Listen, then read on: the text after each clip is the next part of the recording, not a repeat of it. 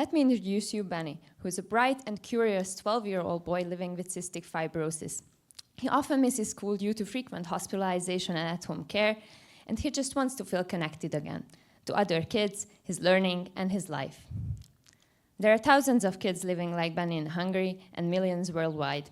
They're isolated from their peers, they face education disruptions and have a difficulty understanding their conditions, while their families also often struggle how to support them properly. Luckily, we have a solution for them. HopeBridge is a professional digital end-to-end companion for chronically ill children and their families to overcome limits with care and connection. It's a mobile application that combines community, connections, academic education, better disease management, emotional and mental support, and reliable age-specific resources all in one app, so families stay connected, informed, and empowered throughout their journey. This is the first look of the user interface of our app, and I'm happy to tell you all about the specific functions in the discussion part. Our primary target market is parents of children aged 9 to 15, who will be targeted through social media and potential collaborations with related nonprofits and hospitals. There are 150 million children with chronic illnesses worldwide and 60,000 in Hungary. If 30% in Hungary would use our app and 5% of users would pay for premium, we could generate a 21.6 million Hungarian forints revenue in our first year. Our key advantage to our competitors is availability in Hungarian, vital for our young users, and that we offer community and emotional support besides medical and academic education, all in one gamified mobile app. We plan to develop the MVP by September and launch our app in February 2026. And we already have a landing page available for you to follow along our journey, which I'm happy to show you during the break. We plan to target parents in B2C and private hospitals in B2B model using the freemium pricing plan. We also plan to secure corporate sponsorships and work with related nonprofits to broaden our reach, and our app is subscription-based and ad-free to protect the user experience. Here you can see our financial roadmap, where initial funding of 25 million Hungarian forints is needed to develop the MVP in year 0, and in our second year, we need an additional 20 million Hungarian forints funding to expand to the Polish market. Our dedicated team has all the necessary skills needed to implement the project. I'm bringing the medical perspective and experience in the healthcare nonprofit scene. Norbert is an economics graduate currently studying law, and Emese is our MoMA-trained designer, while Peter is our IT lead and software developer. I hope that I've convinced all of you to become part of our journey in bridging gaps and building futures with HopeBridge. Thank you for your attention. Thank you so much, HopeBridge, and now it is time for the jury.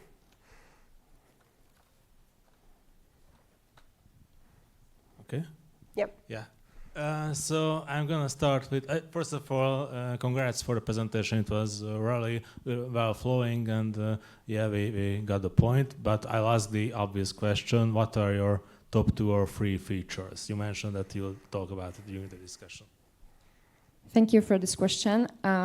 As you mentioned as well, we have a lot of features, but we've conducted deep interviews with potential customers as well as with representatives of related nonprofits, and the functions that they found the most important, the ones that we plan to implement first, are first of all a chat option that allows users to talk to each other either in private chats or group chats, and we also plan to include thematic group chats where we offer the daily topic of discussion. And the other one is an opportunity for the users to book appointments, online appointments with psychologists and teachers, so that first of all they can improve their mental health, both children and parents, and secondly children who keep missing school can book online consultations with selected teachers to keep up with their schoolwork. All right, thanks. Also, thank you for the presentation. I have a question regarding the business model.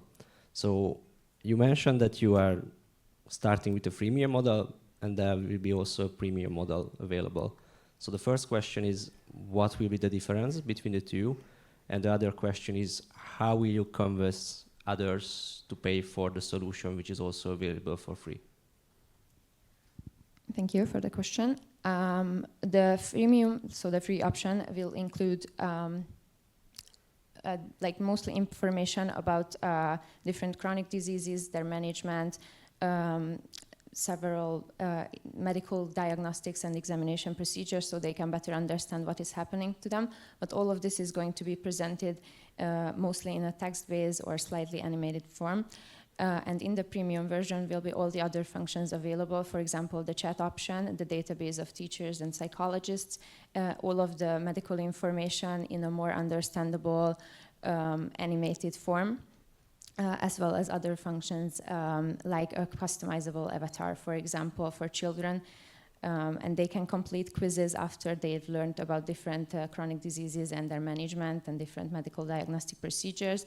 And after completing the quizzes, they can get some more rewards that they can use to customize their avatars. So most of the functions will be in the premium version. Thank you. Yeah, regarding this chat option, who are they chatting with? Are they chatting with each other, with doctors, nurses, or are they chatting with AI? What is the source of knowledge on the other side? Thank you. So they are mostly chatting with each other. There might be like daily topic discussions where one doctor or one psychologist is going to lead the conversation in a group chat, but it's mostly focusing on building connections between people, both children and parents, experiencing the same conditions, the same lifestyle, so that they feel less isolated. Because when we conducted the market research, we realized that the most important thing for them is to find people who are experiencing the same as them, so children can relate to each other. And so the parents. I have to join to what was said before, that there are free tools available right now, Viber, Discord. I mean, this generation of kids that you mentioned, they actively use it today, and it will be, it seems to be difficult to actually drag them away from there to, because it serves a higher purpose, I understand, but it will be difficult to actually show them a value proposition. Why would the switch be worthwhile? And have you thought about it? And what is the gamification option that you mentioned? How would that take place? Thank you. So I will answer the gamification part first. Later, we plan to include games inside the app that will allow children to learn about hospital procedures and diagnostic procedures in a more fun way. So, for example, there will be an avatar that they can direct inside the hospital, go to, for example, the X-ray room, and then just learn about what's happening when they do an X-ray to them, and like what will they experience. And secondly, yes, it is true that that there are several messaging apps and social media apps that we are not trying to replace. I believe that we give several other information in one place. So we do not look at social media apps as our direct competitors. Thank you very much, and thank you for the presentation. My question is a little bit related to that. You stated that the SEM, or the sum is 5% of the SEM. Did you validate it in some way, this 5%, or did you have the chance to do that? I'm sorry, could you repeat the second part of the question? There's a 5% of the SEM, there's a sum. Mm-hmm. Did you validate this number, or this is just out of the blue? No, it's based on desktop research that usually with applications that have free and premium versions, usually 5% of users pay for premium.